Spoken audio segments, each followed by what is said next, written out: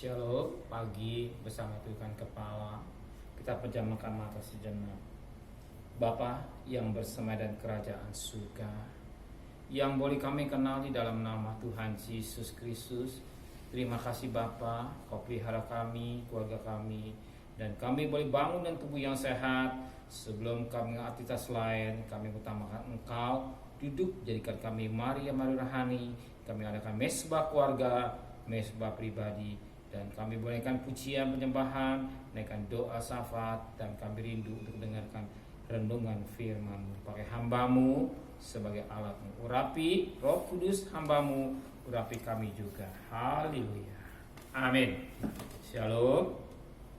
Selamat pagi, temu dalam kasih Tuhan Yesus Kristus.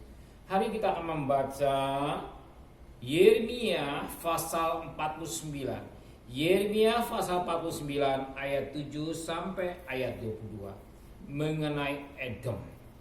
Mengenai Edom, begini firman Tuhan semesta alam, tidak adakah lagi kebijaksanaan di teman? Sudah hilangkah pertimbangan dari orang-orang yang berakal budi? Sudah busukah kebijaksanaan mereka? Lari cepat, bersembunyilah dalam liang-liang, hai penduduk Dedan. Sebab mereka akan kudatangkan atas Esau pada waktu aku menghukum dia. Jika pemetik buah anggur datang kepadamu, mereka tidak akan meninggalkan sisa-sisa pemetikannya. Jika malam-malam pencuri datang kepadamu, mereka akan merusakkan sepuas-puasnya. Tapi aku ini telah menelanjangi Esau, telah menyingkapkan tempat-tempat sembunyian, sehingga ia tidak dapat menyembunyikan diri lagi. Keturunannya telah binasa dan saudara-saudaranya dan bangsa-bangsa tangganya tidak ada lagi. Tinggalkanlah anak yatimmu, aku akan menghidupkan mereka, biar janda-jandanya menaruh kepercayaan kepadamu. Ayat 16, sikapmu yang gementarkan orang memperdaya engkau, dan keangkuhan hatimu ya engkau yang tinggal di liang-liang batu, yang di tempat tinggi bukit. Sekalipun engkau membuat sarangmu tinggi seperti burung Raja Wali, aku akan menurunkan engkau dari sana. Demikianlah firman Tuhan. Edom ada ketandusan, setiap orang yang watinya akan merasa ngeri dan bersuit karena segala pukulan yang ditanya.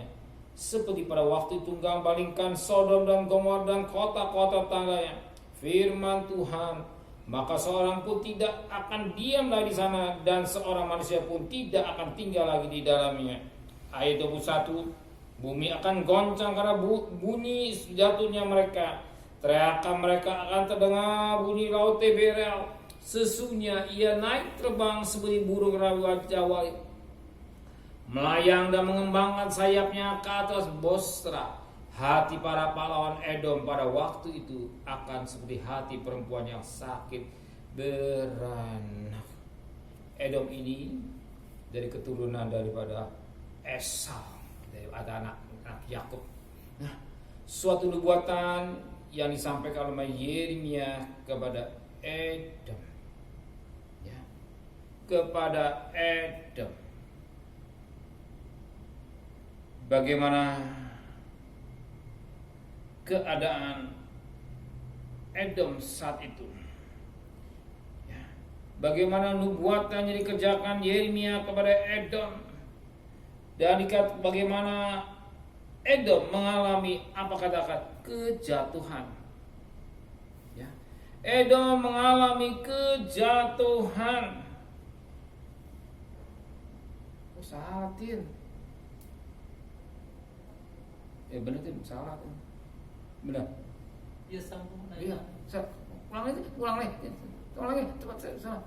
Udah sambung aja nanti bisa dipotong. Oh iya. Edom mengalami kejatuhan. Karena apa? Karena Edom melakukan, dikatakan dalam firman Tuhan pada ayat 16, sikapmu yang menggementarkan orang memperdaya engkau, dan keangkuhan hatimu ya engkau yang tinggal di liang-liang batu, yang duduk di tempat tinggi bukit. Sekalipun engkau membuat sarangmu tinggi seperti burung Raja Wali, aku akan menurunkan engkau dari sana. Demikian firman Tuhan. Edom akan menjadi ketandusan. Setiap orang yang matinya akan merasa ngeri dan bersuit karena segala pukul yang dideritanya. Suatu buatan yang dikerjakan oleh Yeremia kepada Edom Bagaimana karena Edom ini dia jatuh dalam hal apa? Karena kesombongannya. Dan di mana pula kesombongannya Edom? Edom merasa dirinya, dikatakan dia merasa diri atau percaya dirinya.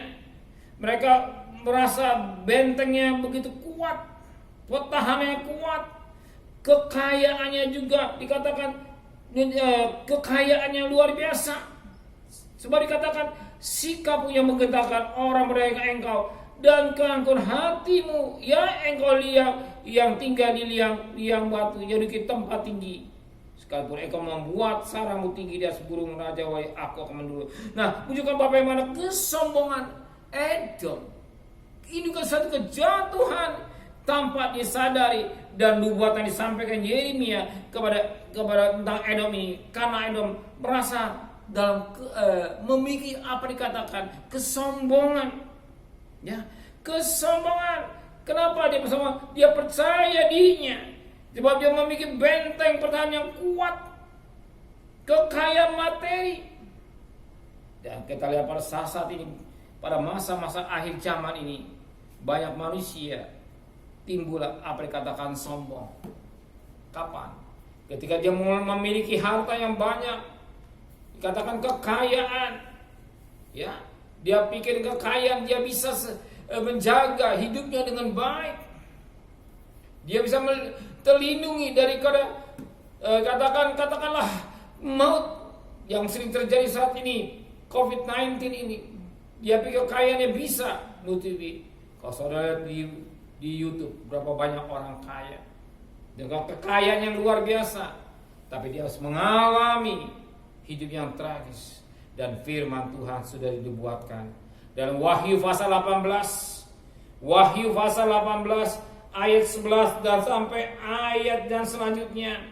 Wahyu 18 ayat 11, dan pedagang di bumi menangis dan berkabung karena dia, sebab tidak ada orang lagi yang membeli barang-barang mereka, itu barang-barang dagangan dari emas, dari perak, permata, mutiara, linen halus, kain ungu dari sutra, dan kain kemisi, berbagai jenis barang dan kain yang harum, baunya berbagai jenis barang dari gading, berbagai jenis barang dari kain yang mahal, dari tembaga dan besi polam, kulit manis, rempah-rempah, wangi-wangian mur, kemenyan, anggur, minyak, tepung, gandum, lembu sapi, domba, kuda dan kereta, budak bahkan awal manusia.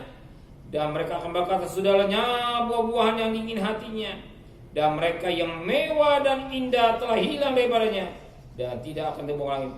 Mereka yang perdagangan barang-barang itu yang telah menjadi kaya oleh dia akan dijauh-jauh karena takut dan sisaan, dan sambil menangis dan meratap mereka berkata, celaka, celaka kota besar yang pakai lana halus dan kain ungu dan kain misi, dan dihiasi dengan emas dan permata dan mutiara. Sebanyak 1 jam saja kekayaan sebanyak itu sudah binasa. Ya. Jadi kehidupan manusia yang merasa katakanlah dia hebat secara finansial, sebagaimana dialami oleh Edom. Dia merasa dia kuat, timbullah kesombongan. Dia merasa bentengnya kuat, materinya kuat, dan firman Tuhan sudah dibuatkan. Yang tadi pada Wahyu 18 ayat 11, satu ketika pedagang-pedagang menangis, dan 1 jam habis kekayaan itu. Dan kita lihat sekarang berapa banyak orang kaya usahanya mengalami hal-hal yang gak baik, yang tidak dipikirkan tapi terjadi. Kenapa? Kita tahu persis kenapa. Mungkin merasa dia tidak butuh Tuhan. Mungkin dalam hidupnya timbullah apa dikatakan kesombongan yang sering terjadi dalam hidup manusia, karena merasa diri tidak perlu Tuhan. Tapi bagi mereka yang perlu Tuhan, yang mencari Tuhan, ada janji pelindungan Tuhan. Ya, ada janji pelindungan Tuhan, sekalipun harus mengalami persoalan yang berat. Firman Allah katakan 1 Korintus 10 ayat 13, pencobaan kamu alami tidak melebihi kekuatan manusia. Tuhan akan berikan jalan keluar. Jalan keluar inilah yang bisa menyelesaikan persoalan mereka. Ya, saya bangga dengan saudara. Saudara tidak masa hebat, ya, masa diri kuat. Buktinya saudara datang kepada kaki Tuhan, mencari Tuhan, mengutamakan Tuhan sebelum bekerja, sebelum mencari nafkah. Saudara mengutamakan Tuhan, adakan mesbah keluarga, mesbah pribadi, dan mau dengar renungan firman Tuhan. Saya percaya segala kebutuhan saudara Dia sudah siapkan buat saudara. Saudara percaya Dia sudah siapkan apa yang menjadi kebutuhan saudara. Amin. Benar Bapa di surga, sering manusia ketika diangkat secara finansial timbullah kesombongannya, merasa materinya kuat, merasa hartanya banyak, dia merasa memiliki kekuatan yang tidak bisa digagalkan oleh orang lain. Tapi satu ketika firman Tuhan sudah dibuatkan, dan Wahyu 18 ayat 11 sampai ayat selanjutnya, bagaimana pedagang-pedagang menangis Tuhan. Tapi kami bersyukur kami punya Allah yang hidup. Engkau tahu kebutuhan kami, sebab Engkau lah gembala yang baik, yang selalu memperhatikan domba-dombanya, kebutuhan domba-dombanya Engkau siapkan. Engkau berkata, Engkau lah gembala yang baik, dibandingkan kami rumput yang hijau. Di makanan rohani kami Engkau sudah siapkan buat kami, makanan jasmani juga Engkau sudah siapkan buat kami. Apa yang menjadi kebutuhan kami Tuhan? Terima kasih Bapa, kami serahkan keluarga kami, hidup kami semua kepada Tuhan. Kita cari nafkah, pulang dengan selamat, pergi dengan selamat, dan pulang dengan selamat. Jangan sampai kami terpapar keseronokan, dan kami memperhatikan protokol kesehatan Tuhan. Terima kasih Bapa, kembalikan kami besok pagi dan tubuh yang sehat dengan tidak kurang satu apapun juga. Berkati Bapak Presiden, Wakil Presiden, para menteri, para gubernur, para bupati, para wali kota, para camat, para lurah, para RW, para RT, para medis, para relawan, para TNI, para Polri, bahkan mereka-mereka yang bekerja di garis depan sebagai pejuang-pejuang yang gagah perkasa. Berkati kesehatan yang prima, pelihara keluarganya, hikmat yang dari Tuhan Kau berikan buat mereka semua, sehingga mereka mampu dengan hikmat yang dari Tuhan untuk menyelesaikan COVID ini dengan baik Tuhan. Yang sakit semakin berkurang, yang mati semakin berkurang, bahkan yang sembuh semakin banyak. Maka melalui vaksin mereka mau taat dengan baik, sehingga penularan semakin berkurang dengan baik Tuhan. Terima kasih Bapa, kami mohon kemurahan Tuhan, kami mohon belas kasihan yang daripada Tuhan. Terima kasih Bapa di surga dan kekasih. Terimalah berkat nikmat dari Allah Bapa, cinta kasih sayang dari Tuhan Yesus Kristus, dan berkat Roh Kudus atas darah hari ini sampai Maranatha Tuhan Yesus datang. Yang cinta Dia katakan amin. Tuhan memberkati.